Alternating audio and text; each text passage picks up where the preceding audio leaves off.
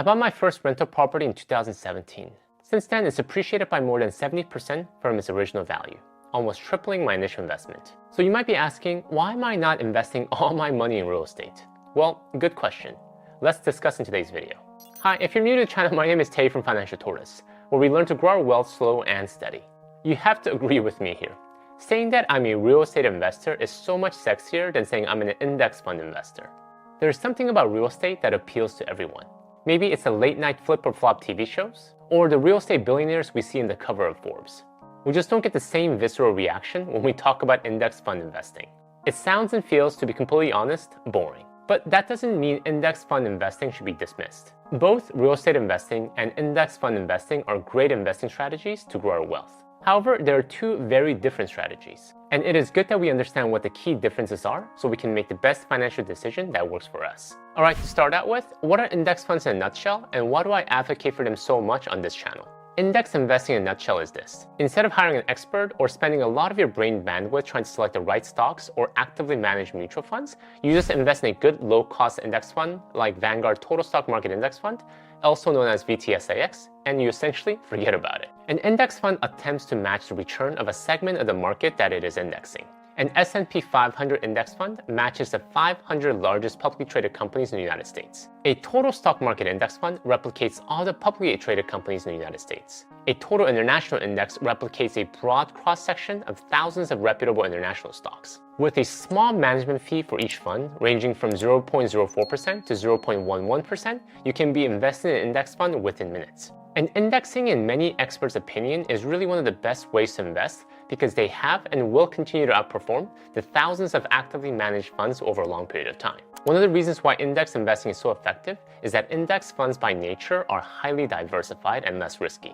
Diversification is the key to reducing investment risk. The fastest way to get rich overnight is to own the next Netflix. But the fastest way to lose all your money is to own the next blockbusters. To know what companies will do well or not do well is nearly impossible. However, you don't need to have a magic ball in order to get healthy returns on your investment. If you buy an S&P 500 or total stock market index fund, your investment is highly diversified and its performance will match that of the companies that the fund is indexing. Is it possible to lose all our money? Of course, but that means that all the major US companies have essentially been destroyed, and in that case, the value of our investment portfolio will be the least of our worries. Another reason why index investing is so effective is its low operating cost. Actively managed mutual funds are known to charge anywhere between 1 to 2% expense ratios. This means that between 1 to 2% of our investment is deducted each year to pay the fund manager to run the fund. On a $100,000 portfolio, that comes out to $1,000 to $2,000 annually. By contrast, index funds are much cheaper given no person is actually managing the fund's performance. There isn't a person deciding which funds to buy or sell or when to buy or sell them. The fund simply replicates the index. As a result, most index funds have an expense ratio well under 0.1%. VTSAX and VFIX, Vanguard's Total Stock Market Index Fund, and Vanguard's S&P 500 Index Funds have respective expense ratio of 0.04%. On a $100,000 portfolio, this comes out to $40 annually. I'll take $40 annually over $2,000 any day. And the real power of low operating costs really comes into play when you incorporate compounding into the formula. These expense ratios can net you or cost you hundreds of thousands of dollars over a period of 10 to 20 years. Cost matters, and the king of low costs are passively managed index funds. But my favorite reason why index funds are so effective is that there really isn't a need to hire an investment manager to monitor your portfolio. I firmly believe that with enough right information, any of us can effectively manage our own portfolio. When you have an investment manager, they take a huge chunk of your portfolio to manage your money for you. This is real money that is going into someone else's pocket instead of staying and compounding in your account. Some argue that there are really good investment managers whose performance is worth the cost. Peter Lynch managed the Fidelity Magellan Fund from 1978 to 1990 and posted an average annual return of 29%. However, such individuals are so rare that some investment scholars attribute their consistent performance to luck rather than skill. Just like stocks, many of yesterday's superstar managers can quickly turn to today's underperformers. And how can you effectively identify who tomorrow's superstars will be? This, unfortunately, is a futile pursuit. The bottom line is that with index funds, who's managing the fund is not an issue. Index funds only track the index. Nothing more, nothing less. However, it's not all unicorns and rainbows when it comes to index fund investing. One major downside is that you're at the mercy of the market forces. With index fund investing, you're investing in the entire market. You don't have any control over which stocks or companies you want to invest in. If the overall market is down for the year, your portfolio will be down as well. For example, at the start of 2020, the stock market dropped by close to 10% in a matter of a few days, all driven by the fear of coronavirus and instability in the market. If you're invested in index funds, your portfolio took a pretty hard hit because it reflected the overall market. Another downside of investing in index funds is that you'll always get average returns to the market. Nothing more, nothing less. No way to increase your returns through more activity. Your investment return is capped at the market return. For example, let's say that the S&P 500 index returned 8% for the year. Your index that tracks the S&P 500 will also return 8%. If you want above average returns, you'll have to take on more risk. The third downside of investing in index funds is it also a strength, and that is simplicity. When the solution to making money in the market is so simple, you can get lazy when it comes to building your money knowledge. With index fund investing, you essentially set it and forget it because there is really nothing to do after you invested the money. This is both good and bad. It's good because you don't have to actively manage your portfolio and can live your life without worrying about the day-to-day fluctuations of the stock market. However, it could be bad because you can get lazy when it comes to building your money knowledge. You aren't forced to expand your knowledge about the market, the economy, and investing in general.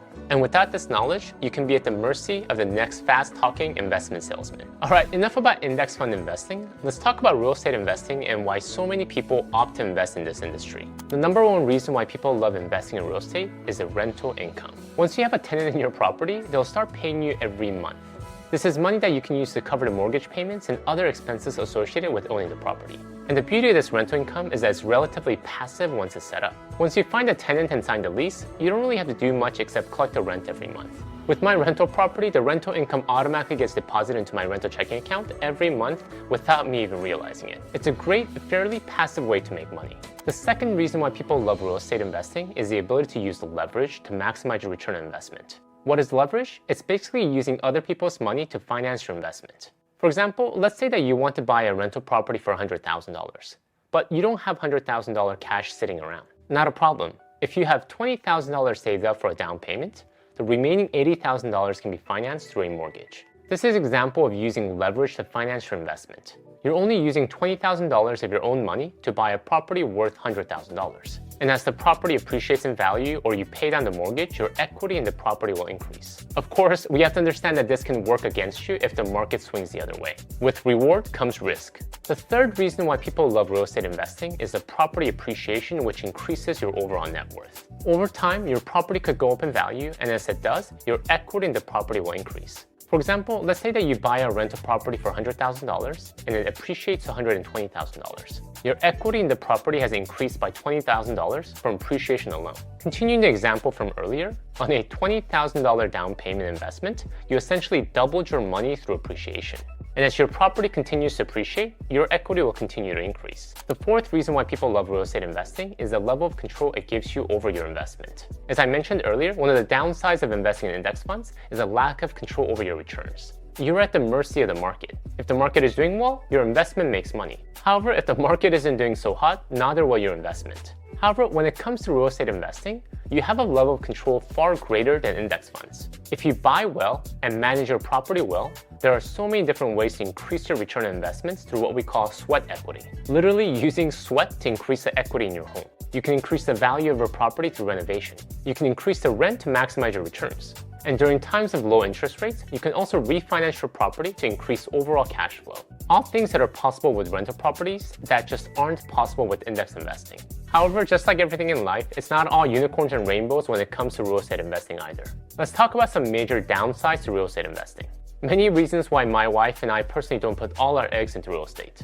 The number one downside to real estate investing is that it requires a lot of hands-on activity to get those great returns we just talked about. It's not completely passive income like index investing. You can't just buy a rental property and automatically get rent deposited into your rental checking account every month without some level of work. It doesn't work that way. You need to find a good tenant, manage the property, deal with the repairs, and all sorts of other things. If you don't want to deal with the hassle, then you will be frustrated with real estate. You need to be prepared to do the work or hire someone who can do it for you. And when you do hire someone else to do the work for you, your returns may not be so great and may not make the effort worthwhile. The number two downside to real estate investing is that it really is location dependent, and this translates to high risk. Unlike index investing, where you can be invested in companies all around the world, with real estate investing, you're limited to the geographic location of your property. And as we all know, not all locations are created equal. For example, if your rental property is located in an up-and-coming area of the city, then as a result, your property value will appreciate and your vacancy rate will be low since your place will be in high demand. However, if you happen to own a property in a not-so-nice part of the city and where people are moving out versus moving in, then your return on investment wouldn't be so hot. Not to mention the headache that goes along with managing an underperforming property. The third downside to real estate investing is that it often requires large upfront cash to get started. It may not be in millions, but definitely more than what you would need to get started in index fund investing. For example, in order to start in index funds, the most you would need would be around $3,000 if you wanted to buy a Vanguard index fund, much less if you go with an ETF or a different firm. However, with real estate investing, you often need to put down a minimum of 20%, if not more, to buy a property. So if you wanted to buy a $250,000 condo, you would need at least $50,000 in cash just for the down payment. And we're not even taking into account all the other costs associated with buying a property, such as closing costs, repairs, etc. I know for very savvy real estate investors, they might be able to do it for much less and with other people's money, but the reality is that such strategy requires a lot of experience and social capital to pull it off. The fourth downside to real estate investing is that your money isn't easily accessible. A fancy financial term for this is it's not liquid. This is in contrast to index investing, where you can sell your shares at any time and have the cash in your hands within a few days. With real estate, it's not that easy. If you need to access the cash that you have invested in a property, you'll likely need to sell the property, which could take months. And this is highly dependent upon the real estate market at the time. In the meantime, you'll still have to make mortgage payments, pay for repairs, and all other costs associated with maintaining your property. Alright, enough about high-level pros and cons of index investing and real estate investing. Let's talk about some real numbers. I'll compare one of my rental property returns with my index fund returns in the past 5 years to see if one really did perform much better than the other. And one caveat, I'm going to round up a lot of numbers and timing to make the comparison easier to follow. Let's first start out with a simple index fund investment. In 2017, I invested $50,000 into VTSAX, Vanguard Total Stock Market Index Fund, my personal favorite index fund. The 5-year annual average returns for the past 5 years has been little under 9%. This means that my $50,000 investment is worth around $75,000 today. $50,000 starting amount and $25,000 total returns. Not bad for not having done much except spend 10 minutes 5 years ago opening up my account and investing my cash. Alright, around the same time, I also purchased a rental property with a $50,000 down payment. In order to calculate the returns, I'm going to add up returns from 3 sources: the net rental income, the debt paydown on my mortgage, and the property appreciation. As with the net rental income, my total cash returns in the past 5 years has been around $15,000, about $300 average per month. This is what remains after all my monthly expenses are paid for from my rent. It may not seem like much, but this is because most of my rental income goes to paying down the mortgage, and I had to hire a management company because the property is out of state. With debt paydown, this comes out to around $12,000. This is how much the total mortgage has been paid down by my tenant since I've owned the property. I refinanced my mortgage when the interest rate was lower last year, so I'm hoping this will start to speed up in the near future. With appreciation, this is where I surprisingly seen the biggest increase. Since I've owned the property, the home value has appreciated by close to $90,000. To be honest, I wasn't expecting much appreciation in this property, given it resides in an area that normally didn't have much appreciation in the past. We'll have to see if this will continue to hold or if it's a fluke of the market, but it's a nice icing on the cake. Alright, so when I add all these up, I get a total return of $117,000. This comes out to an average return on investment of 27% per year. Now, when we look at it from this perspective, it totally blows the index fund investing out of the water, right? I mean, $117,000 versus $25,000. Real estate investing is a sure way to go, right? Well, I do want to caveat this example though. Though I believe the net rental income and the mortgage paydown was predictable, the home appreciation was not expected at all. In hindsight, the purchase I made back in 2017 makes me look like I'm a real estate genius, but to be honest, I was really just lucky. I mean, do I look like a genius to you? You don't have to answer that. The net rental income and debt paydown comes out to combined $27,000 the past 5 years. So when we compare it to a $25,000 return on my index funds, they're actually quite comparable. The second piece to note here is that I'm also excluding a lot of factors associated with owning a rental property. The amount of work that goes into owning and managing a property versus owning a simple index fund, the tax implication, and not to mention the liquidity aspect. I can sell my index fund tomorrow and have cash in my account within a few days. But with the rental property, who knows if the Zillow price is accurate? I wouldn't know until I tried selling my property and all the transaction costs would eat into my returns. And the paperwork. My goodness, I always underestimate the amount of paperwork that goes into buying and managing a property. From all transactions to tax and insurance paperwork. There's a lot less moving pieces when you own a simple index fund. Could real estate investment derive better returns than an index fund? As you saw in my example, yes, of course. However, the bottom line is that what is better than the other isn't so simple. In the big picture, I personally believe both can play a role in our wealth building journey. They're both great assets to hold for a long period of time. However, if I was to recommend starting with one before the other, I would recommend starting out with index funds first to set the foundation for real estate investing. I personally am planning to buy more rental properties in the near future to add to my portfolio. However, I plan on doing it slowly so my investments aren't skewed too much towards one type of asset class. And I'm also pretty lazy, so I don't want to add too much paperwork on my plate. Again, the paperwork that comes with real estate investing shouldn't be underestimated. That's it, guys. If you'd like to learn more about if homes in general are worth buying, check out my video here. Until next time, all the best.